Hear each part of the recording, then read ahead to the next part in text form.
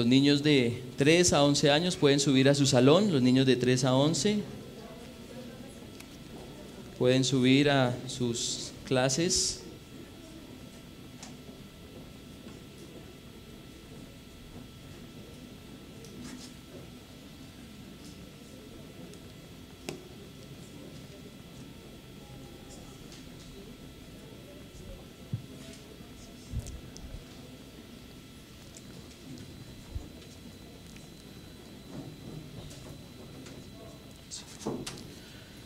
Hermanos, buenos días. Me alegra que podamos estudiar juntos las Santas Escrituras. Vamos a ir a el libro de Génesis, en el capítulo 21.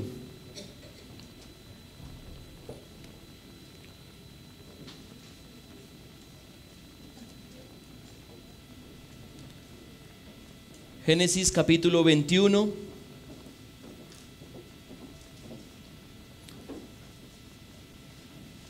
Y en esta ocasión vamos a estudiar los versos 1 al 7.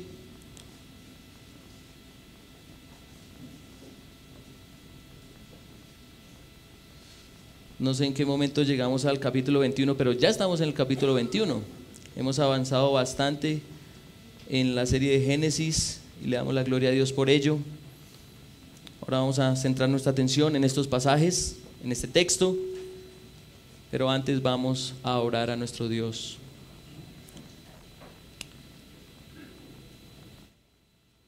Amado Dios de los cielos, es un gozo, es un deleite. Y yo mismo, Señor, soy consciente de la gran responsabilidad que hay detrás de la exposición de tu divina inspiración. Pero sé que hay mayor gozo cuando recibimos tus verdades, recibimos esa palabra poderosa que actúa en nosotros, esa palabra viva y eficaz, esa palabra transformadora, esa palabra gloriosa. Y hoy, Señor, deseo que dispongas nuestros espíritus, dispongas nuestro ser para escuchar tu palabra. Señor, nuestra carne es débil, nuestra carne se dispone, Señor, a la distracción o cualquier cosa, Señor, que nos saque del cauce, oh Dios, de la atención, de tu exposición. Así que te rogamos, Señor, que nos ilumines y nos ayudes, Señor, a estar atentos a tu voz. Padre, que sea tu Espíritu, Señor, predicando tu sola palabra, tu mensaje puro, tu intención gloriosa, porque eso es lo que necesitamos, Señor, tu palabra tal cual como tú la propusiste, Señor. Gracias por mis hermanos, gracias por mi familia, Señor, y te ruego también por aquellos que no son conocidos por ti, para que tú les abras el entendimiento, para que tú obres esa regeneración en sus vidas y que tu palabra, Señor, brille en sus mentes y corazones, para que vean la gloria de aquel que nos ha salvado, de aquel que es sobre todas las cosas, de aquel que es Señor y Dios de todo. Te alabamos a ti, oh Padre, y te damos gracias por disponernos en este tiempo a escuchar tu palabra, pidiendo tu santa dirección en los méritos de tu Hijo Jesús. Amén. Dice el texto de Génesis capítulo 21, versículos 1 al 7. Visitó Jehová a Sara como había dicho, e hizo Jehová como Sara había hablado. Y Sara concibió y dio a Abraham un hijo en su vejez, en el tiempo que Dios le había dicho. Y llamó a Abraham el nombre de su hijo que le nació, que le dio a luz Sara, Isaac. Y circuncidó Abraham a su hijo Isaac de 8 días, como Dios le había mandado. Y era Abraham de 100 años cuando nació Isaac su hijo. Entonces dijo Sara: Dios me ha hecho reír, y cualquiera que lo oyere se reirá conmigo. Y añadió: ¿quién dijera a Abraham que Sara habría de tener o de dar de mamar a hijos? Pues le ha dado un hijo en su vejez. Dios bendiga su palabra. Si me regalan el pointer, por favor.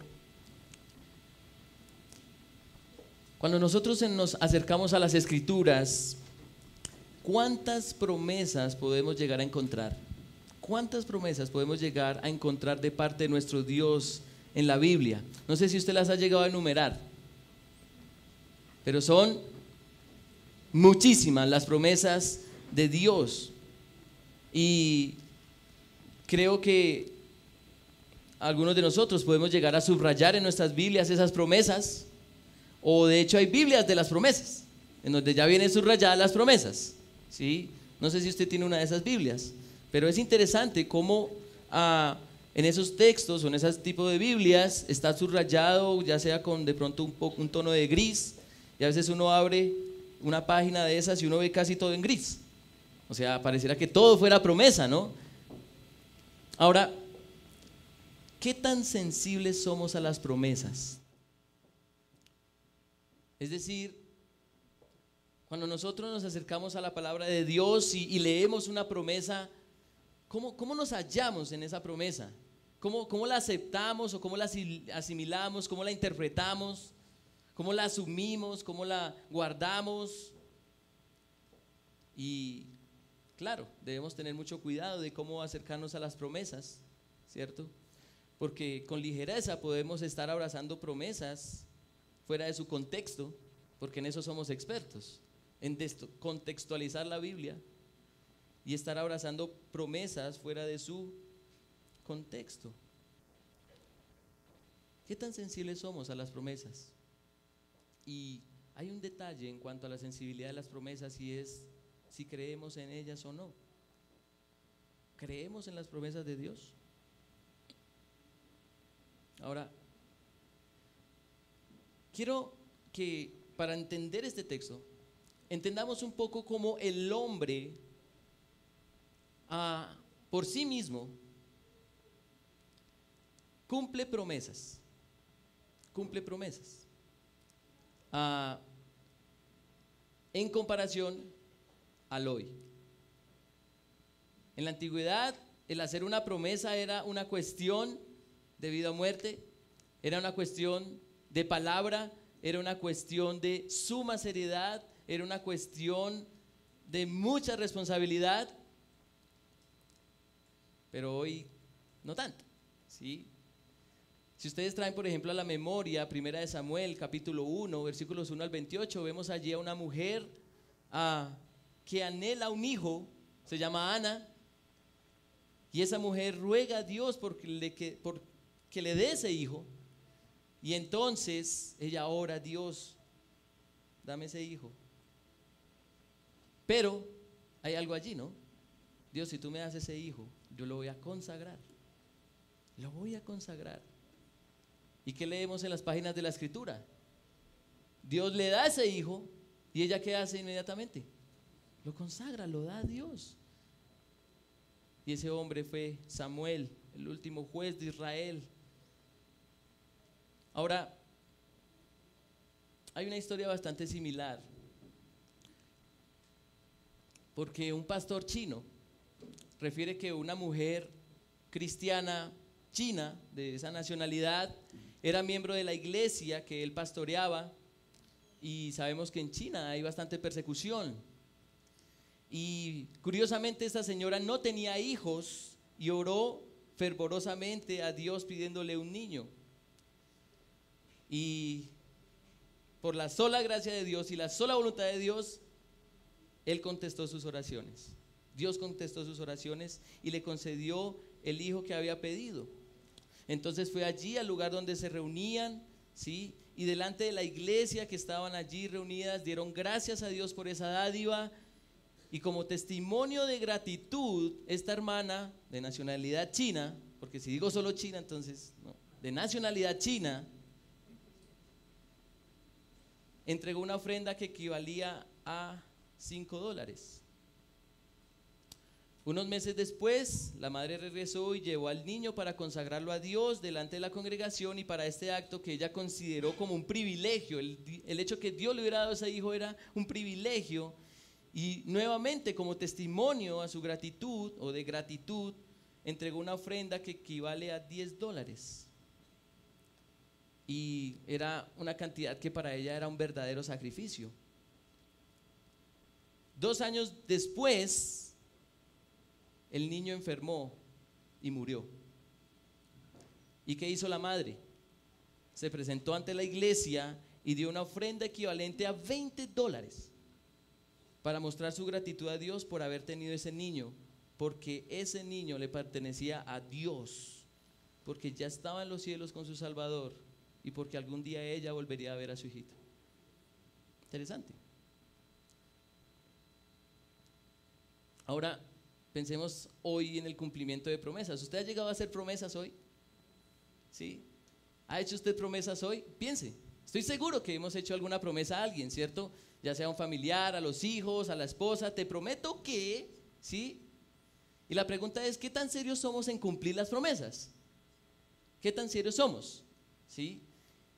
Y gracias a Dios que la palabra de Él trasciende al tiempo y nos da unos muy buenos consejos, ¿sí? Por ejemplo, en Proverbios capítulo 5, versículos 4 al 5, y creo que ustedes lo conocen, ¿sí? Cuando a Dios haces promesa, no tardes en cumplirla, porque Él no se complace en los insensatos. Cumple lo que prometes. Mejor es que no prometas y no prometas y no cumplas. Ahora, me acabo de dar cuenta de algo. Eso no es Proverbios, eso es Eclesiastés. Gracias. Entonces, creo que es un muy buen consejo, ¿no? Y en palabras de nuestro Señor encontramos algo como lo siguiente: pero sea vuestro hablar sí, sí, no, no, porque lo que es más de esto de mal procede. Eso quiere decir que somos expertos en no cumplir promesas. Ahora, pensemos en el Dios de la Biblia. Pensemos en el Dios de promesas. ¿Quién es el Dios de la Biblia? ¿Será que Dios es como nosotros, que promete y le cuesta cumplir? Entonces, ¿por qué dudamos de ese Dios? Nosotros dudamos de Dios, cuando la innumerable cantidad de promesas que vemos en las Escrituras son cumplidas por Él. Ahora, ¿cuál es la garantía de que Dios cumple promesas? ¿Cuál es la garantía de que Dios cumple promesas? Creo que una de esas es lo que acabo de decir, de que Dios no es como nosotros. Dios es serio en su palabra. Dios cumple su palabra.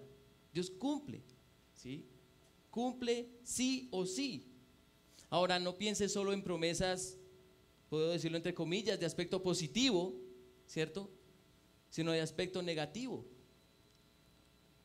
Dios está airado todos los días contra el impío y el pecador.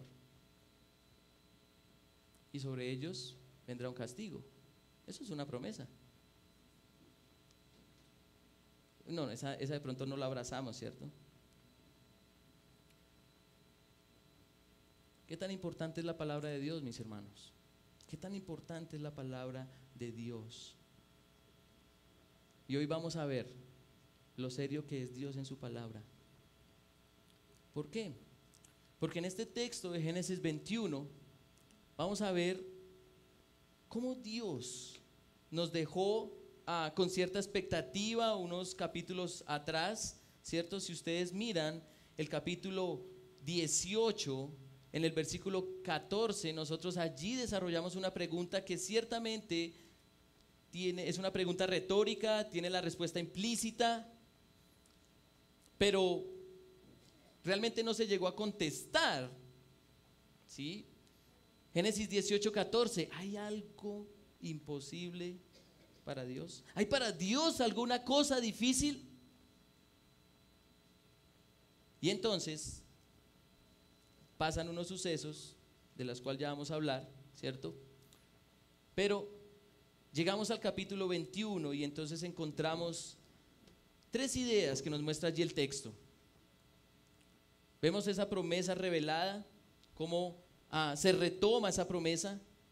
Vemos también un poco del aspecto de la espera de esa promesa y finalmente cómo se realiza la promesa, cómo es realizada, cómo es cumplida la promesa. Y entonces, en cuanto a esa promesa revelada, ¿qué fue lo que Dios le prometió a Abraham? ¿Qué le prometió? Génesis capítulo 12, versículos 1 al 3, ¿cierto? Haré de ti una gran nación, tu nombre será grande, ¿sí? Quienes te bendigan, bendeciré, y los que maldigan, maldeciré, y en ti serán benditas todas las familias de la tierra. Ahora, ¿qué tan reiterativa es esa promesa? ¿Qué tanto el Señor recopila esa promesa? Entonces, echemos un vistazo. Génesis capítulo 12, ya lo dijo en el 1 al 3.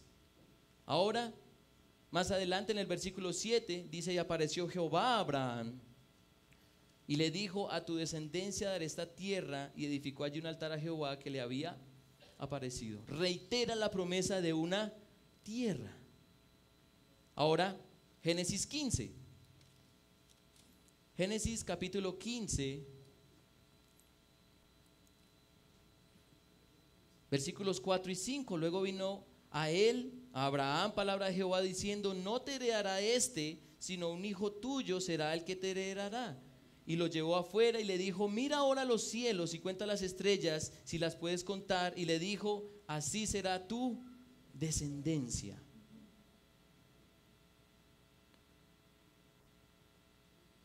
Ahí mismo en el capítulo 15, versículo 18.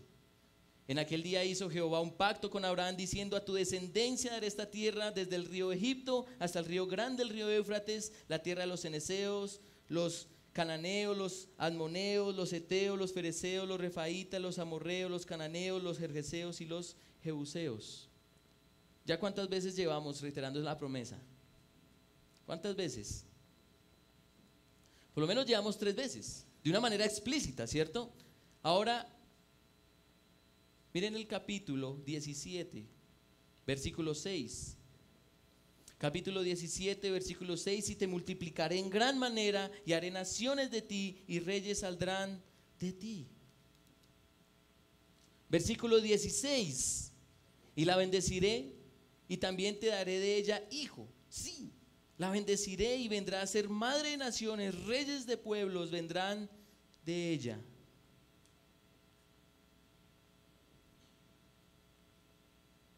Versículo 19, ahí mismo el capítulo 17: respondió Dios: ciertamente Sara tu mujer te dará a luz un hijo, y llamará su nombre Isaac, y confirmaré mi pacto con él como pacto perpetuo para sus descendientes después de él. Versículo 21: mas yo estableceré mi pacto con Isaac, el que Sara te dará luz por este tiempo, el año que viene. Creo que es suficiente, ¿no? Para nosotros sí, pero para Dios no. Capítulo 18, versículo 10: entonces dijo: de cierto volveré a ti según el tiempo de la vida, y aquí Sara tu mujer tendrá un hijo. Y Sara escuchaba a la puerta de la tienda que estaba detrás de él. Versículo 14: ¿hay para Dios alguna cosa difícil? Al tiempo señalado volveré a ti, según el tiempo de la vida, Sara tendrá un hijo. ¿Por qué Dios reitera tanto la promesa? ¿No le bastaba con solo una vez, o por lo menos unas 3 veces suficiente? Pero no sé si llegaron a contar cuántas veces reitera la promesa del pacto a Abraham, de cómo Abraham es mediador de ese pacto. ¿Cuántas veces? Por lo menos, ¿cierto? Ahora, ¿por qué lo repite? Porque hay algo, y lo hemos visto a lo largo de la serie de mensajes, que socava, que altera, que está como queriendo perjudicar el pacto. ¿Y qué es? En una palabra: incredulidad. Incredulidad. Ahora, ¿cómo así? ¿Luego Abraham no es el padre de la fe? Bueno, hasta ahora parece que no. ¿Sí? O en parte. ¿Sí? Pero si miramos el capítulo 16, versículo 2: dijo entonces Sarai a Abraham: ya ves que Jehová me ha hecho estéril, te ruego pues te llegues a mi sierva, quizá tendré hijos de ella. Y atendió a Abraham el ruego de Sarai. Claro, la solución, ¿cierto? La solución inmediata, la solución terrenal, la solución a la mano para cumplir la promesa de Dios. Capítulo 17, versículo 17: Entonces Abraham se postró sobre su rostro y se rió y dijo en su corazón: ¿a hombre de 100 años ha de nacer hijo? Y Sara, ya de 90 años, ha de concebir.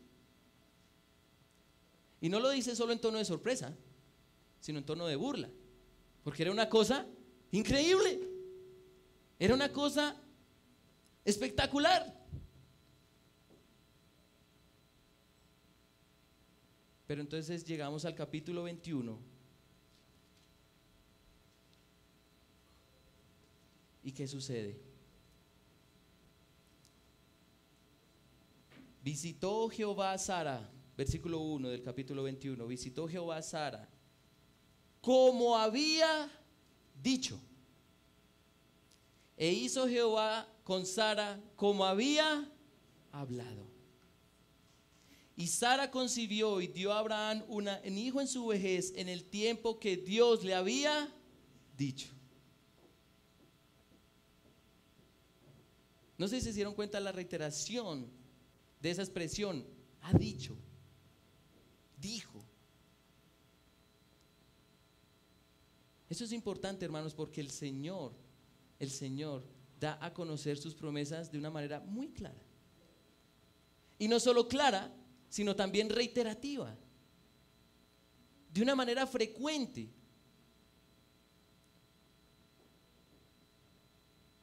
Y tenemos que ser sinceros, gracias a Dios porque Él reitera sus promesas, porque somos muy olvidadizos, hermanos.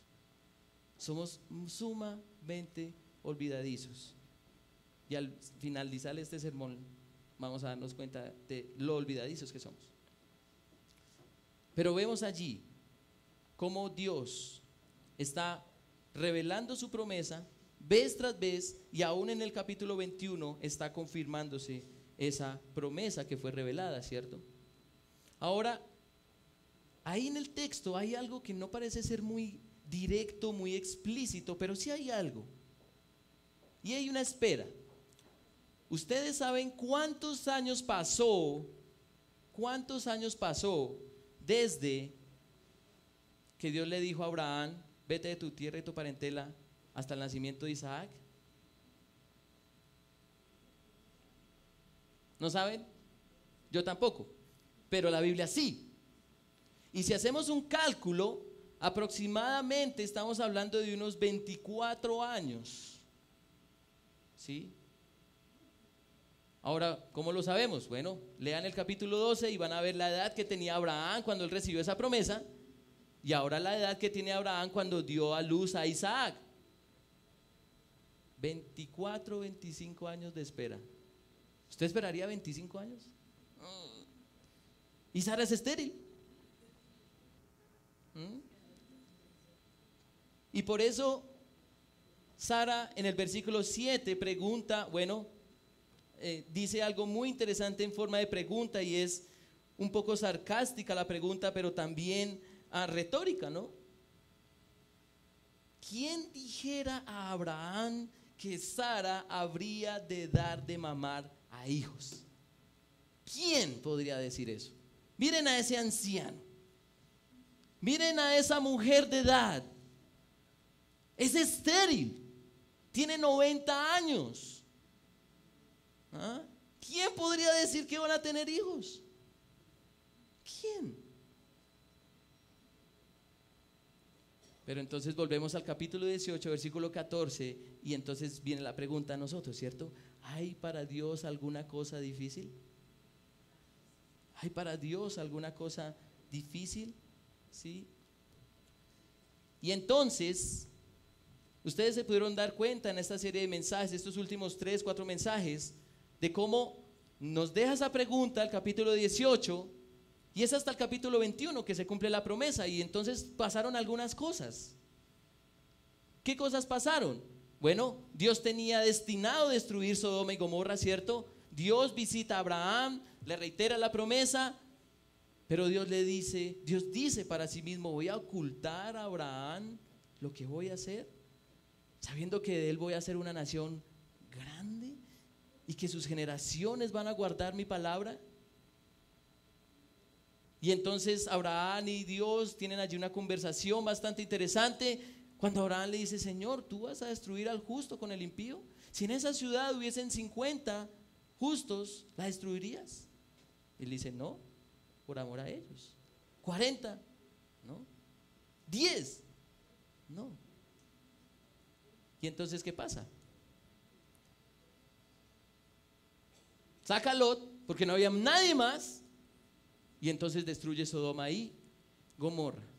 Pero hay algo interesante, y es que saca a Lot, y en la sola providencia del Señor hace que Lot conciba de sus hijas. Es muy interesante que Abraham, quien está esperando una descendencia, quien está esperando el cumplimiento de esa promesa, no lo ve, pero Lot sí, y de una manera bastante particular. Ahora viene luego Abraham a un encuentro con un hombre, con el rey de Gerar, que es ¿quién? Abimelec, ¿cierto? Viene a Abimelec y entonces le miente, presenta a su esposa como hermana. Bueno, era una medio verdad, pero una medio verdad es una mentira, ¿sí? Y entonces Dios castiga al pueblo de Abimelec por razón de Abraham, y lo vimos en el mensaje pasado. ¿Con qué? Y parece que el texto apunta que ese castigo era que la matriz de todas las mujeres de Gerar y de ese reino fue cerrado. Fue cerrado.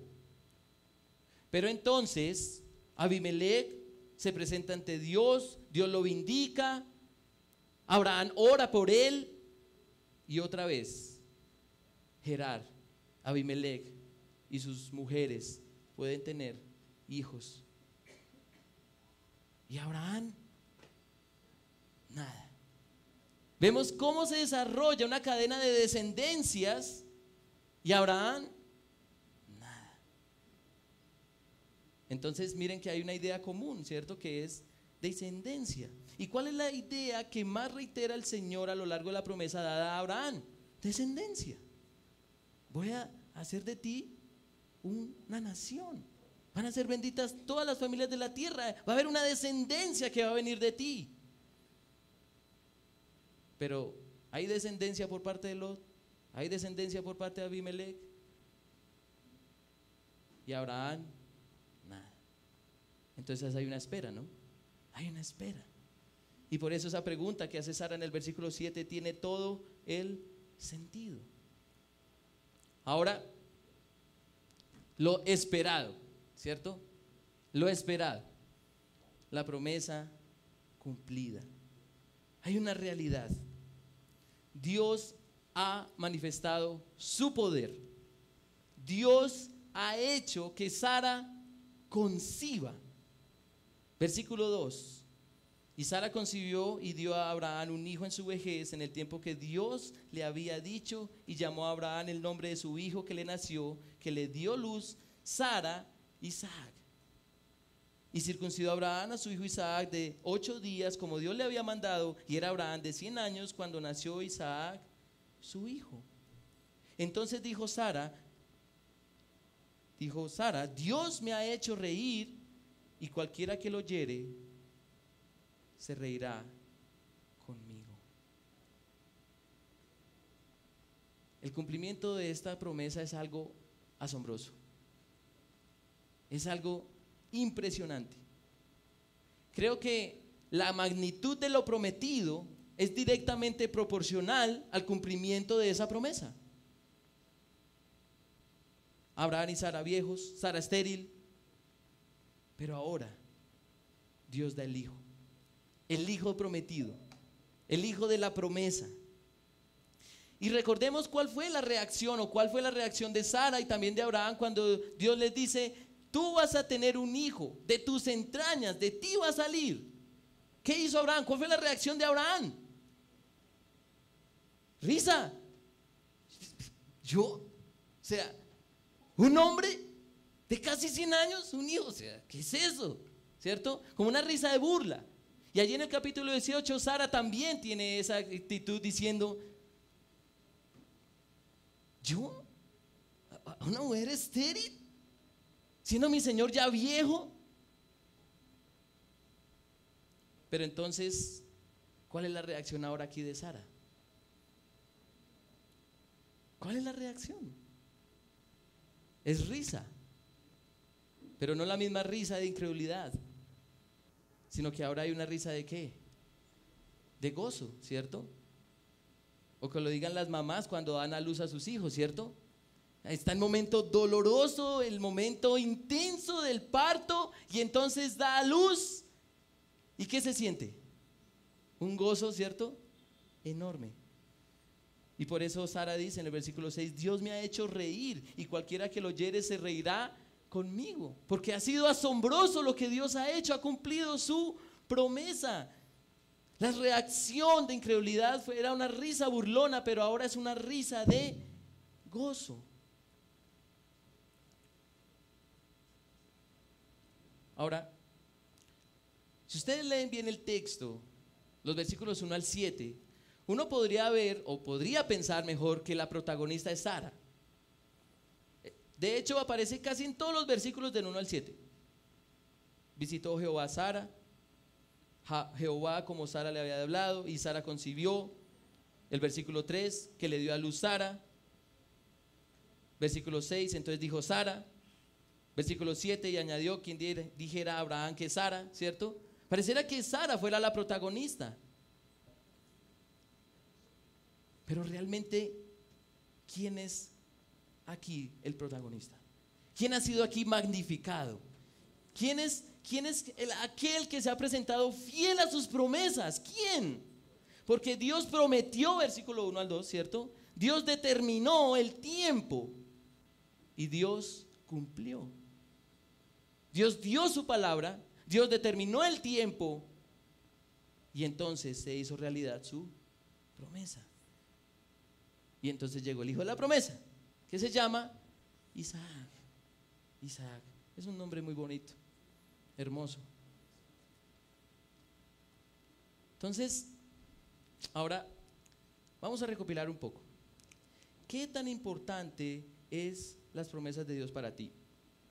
¿Qué tan importantes son las promesas de Dios para ti?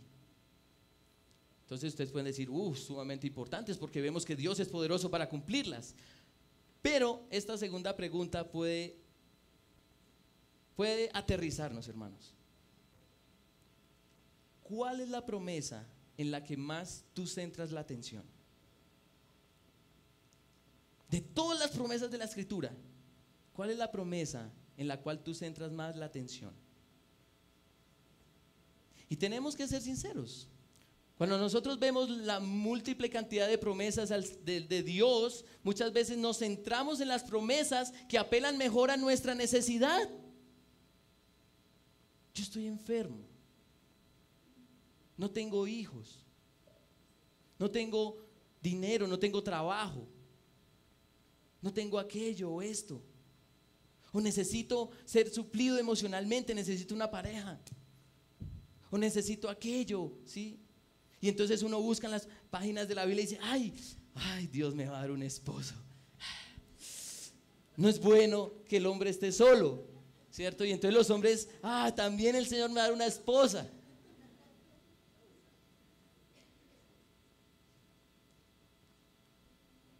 Uy, no, estoy en una necesidad terrible de dinero.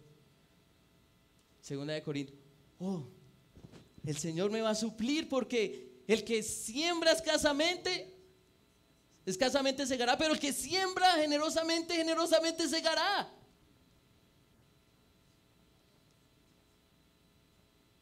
Y así, cualquier necesidad nos va a llevar a la Biblia centrados en nosotros mismos.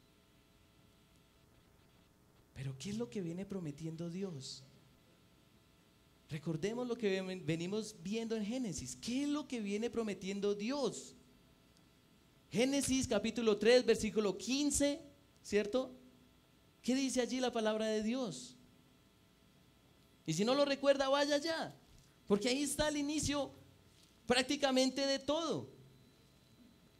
Génesis capítulo 3, versículo 15, y pondré enemistad entre ti y la mujer, y entre tu simiente y la simiente suya, esta te herirá en la cabeza y tú le herirás en el calcañar. Wow, hay una esperanza allí, hay una esperanza. Y entonces viene a Adán y Eva concibe otro hijo que se llama Caín, y dice, por voluntad de Dios he concebido, y entonces, este es.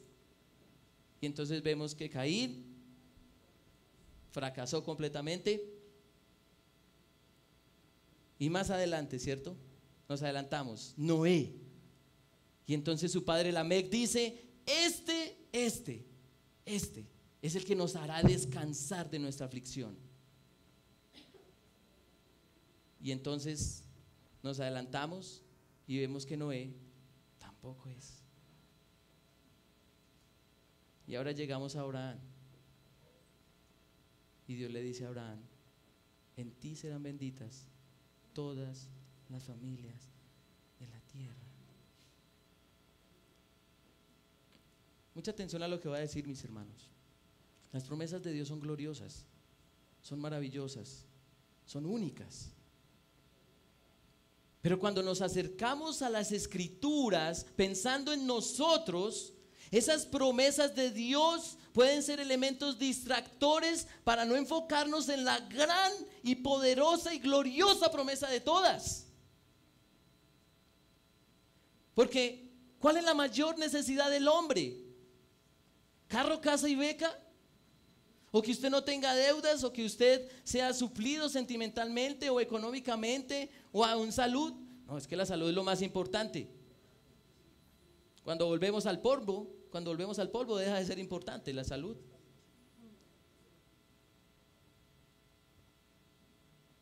Hay una gran promesa, hermanos. Y Dios se lo prometió al mundo. Dios se lo prometió a Abraham. De hecho, se lo prometió al pueblo de Israel. Deuteronomio 18. Vendrá un profeta como yo, dice el Señor. Dios le dijo a David, vendrá alguien que va a establecer tu reino, un reino que permanecerá para siempre. Y el profeta Isaías nos catapulta a algo precioso. El siervo del Señor. El siervo del Señor. ¿Por qué? Porque la mayor necesidad del hombre es su reconciliación con Dios. Y Dios ha prometido un gran y poderoso Salvador que viene de Abraham, y ese se llama Jesucristo. Él es la gran promesa, hermanos. En Él debemos enfocarnos. Si usted no tiene salud, enfóquese en la cruz. Si usted no tiene para pagar mañana el recibo del agua, enfóquese en la cruz. Porque Jesucristo es el que suple nuestra mayor y enorme necesidad, y es el de ser reconciliados con el Creador. Y hay algo curioso, y vamos a ir allí. Gálatas capítulo 4, por favor. Gálatas capítulo 4.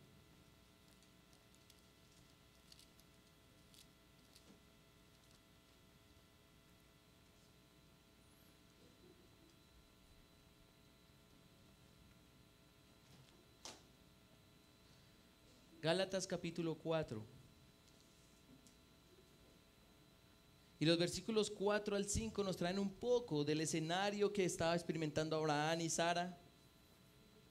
Y de alguna manera nos conecta con nosotros. Porque en Gálatas capítulo 4, versículo 4 dice, pero cuando vino el cumplimiento del tiempo, Dios envió ¿a quién? A su Hijo, nacido de mujer y nacido bajo la ley, para que redimiese a los que estaban bajo la ley, a fin de que recibiésemos la adopción de hijos. Dios prometió a alguien que redimiría al mundo, pero no fue al tiempo de Israel, No fue al tiempo del deseo humano, fue al tiempo de Dios. Pero eso no es lo más importante, hermanos. Claro, el tiempo es importante, pero ¿qué es lo más importante? Que Dios cumplió. Dios envió a su Hijo. Créalo o no, lo dice la Biblia, lo dice la historia, se puede confirmar de muchas maneras. Vino un hombre llamado Jesucristo.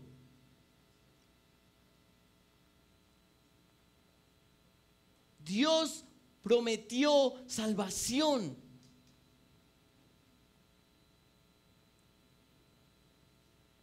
Y ha cumplido en enviar a lo más amado por Él. Esa es la gran promesa, hermanos. Esa es la gran promesa. Y eso fue lo que experimentó Abraham. Ver al Hijo de la promesa. Y nosotros al Señor de la promesa.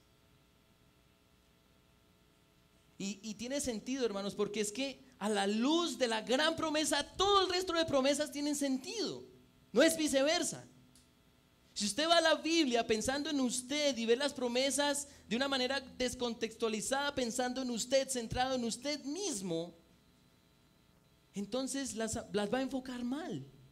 Pero si usted las ve a la luz de la promesa, de la gran promesa que es Jesucristo, va a tener mucho más sentido. Escuche esto. Porque el Hijo de Dios, Jesucristo, que entre vosotras ha sido predicado por nosotros, por mí, dice el apóstol Pablo, Silvano y Timoteo, no ha sido sí y no, mas ha sido sí en Él. Porque todas las promesas de Dios son en Él, ojo, en Él. Ese en Él es dos palabras gloriosas. En Él, ¿qué? Sí. Y otra lo dice, y en Él, amén. Por medio de nosotros, para la gloria de Dios, y el que nos confirma con vosotros en Cristo, y el que nos ungió es Dios, el cual también nos ha sellado y nos ha dado las arras del Espíritu en nuestros corazones.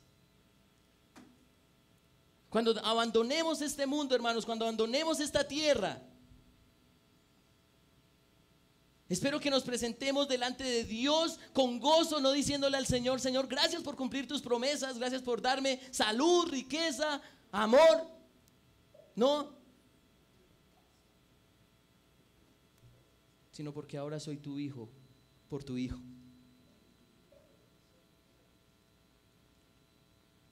Segunda de Pedro, capítulo 1, versículo 3, como todas las cosas que pertenecen a la vida y a la piedad nos han sido dadas por su divino poder, mediante el conocimiento de aquel que nos llamó por su gloria y excelencia, por medio de los cuales, ojo, ahí está el Evangelio, y es por medio del Evangelio, por medio de los cuales nos ha dado preciosas y grandísimas promesas, para que por ella llegaseis a ser participantes de la naturaleza divina, habiendo huido de la corrupción que hay en el mundo a causa de la concupiscencia.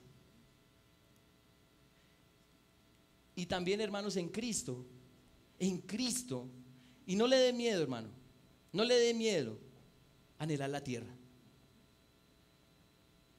pero de una manera contextualizada, ¿no? Porque esperamos según sus promesas en Cristo, ¿cierto? Que cielos nuevos y tierra nueva en el cual mora la justicia. Muchos salmos hablan de la justicia de Dios y muchos esperamos en la justicia de Dios ahora. Pero si usted no experimenta ahora justicia en algún u otro ámbito, en los cielos y la tierra nueva lo va a experimentar en plenitud. ¿Y esto qué debe causar en nosotros, hermanos? ¿Qué disfrutó Sara al ver a Dios actuar y cumplir su promesa? ¿Qué causó? No los veo tan gozosos, hermanos. ¿Será que sí causa gozo? ¿Será que nos causa gozo saber que Dios envió a su Hijo para salvarnos de la ira venidera? ¿Será que sí? Miren cómo lo dice el salmista En el capítulo 21, versículo 1, en el Salmo 21, el rey se alegra en tu poder, oh Jehová, y en tu salvación, ¿cómo se goza?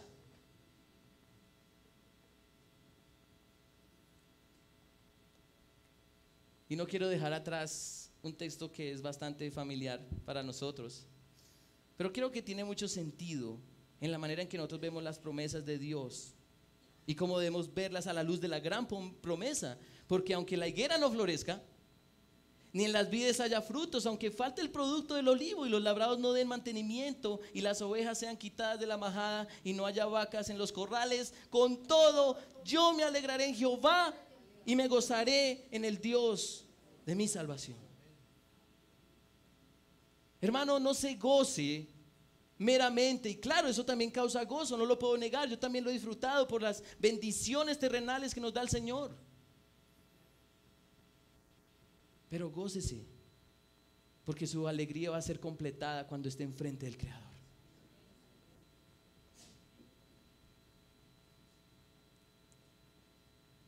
La gloria sea para nuestro Dios.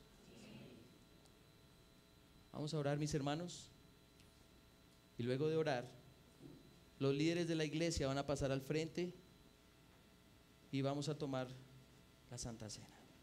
Padre Celestial, gracias por Jesucristo. Gracias por tu Hijo.